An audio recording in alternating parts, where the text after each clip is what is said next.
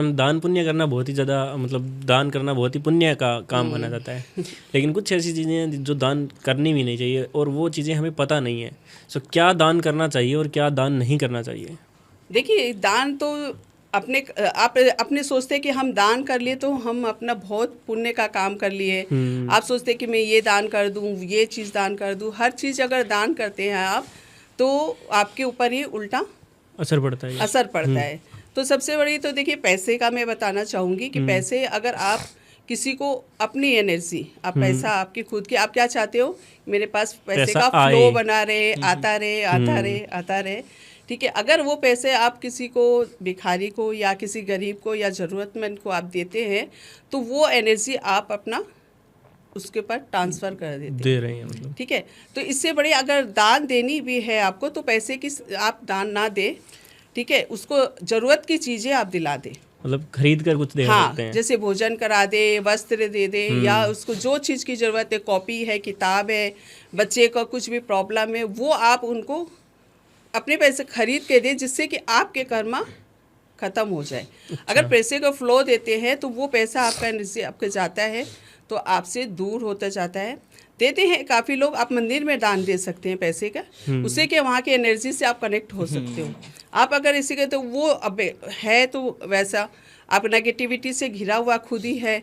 अगर आप पैसे देते हो तो वो किस चीज़ में लगा रहा है, कहीं शराब पी रहा है या कुछ क्या गंदे काम कर रहा है या अच्छा काम, अपने को पता नहीं है।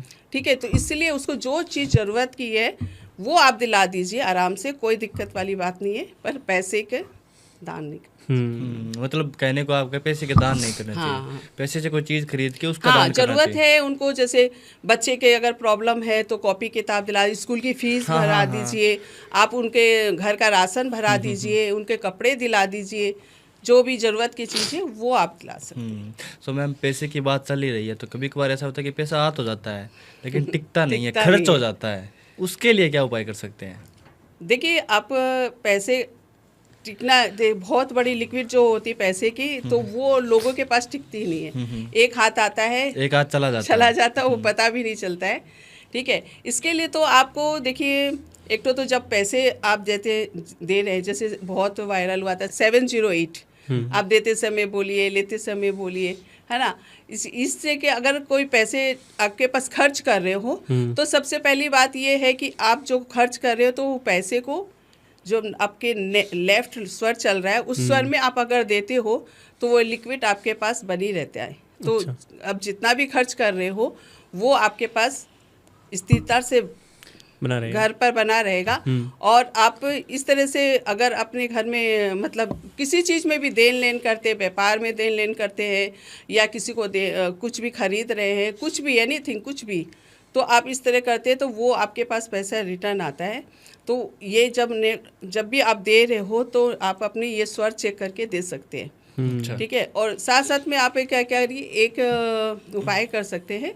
आप अपने घर के वेस्ट साइड में, जो पश्चिम दिशा होती है, वहाँ पर आप कुछ भी आप ले सकते हैं। पीतल का लोटा या पीतल का कटोरी आती है कुछ, उसमें कॉइन भर के आप रख दीजिए।